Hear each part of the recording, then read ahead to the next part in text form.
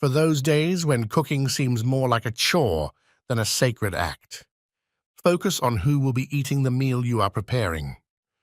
You can hang pictures of family or friends near the stove or in the main preparation area. Allow love to fill you and radiate from your heart and hands as you prepare the food. If you are a Reiki practitioner, you might channel Reiki as you cook, intending that love and healing energy flow to all who partake of the meal and are open to receiving it. Keep a book of goddess meditations or a magical cookbook nearby, and read an entry in your power place while waiting for water to boil.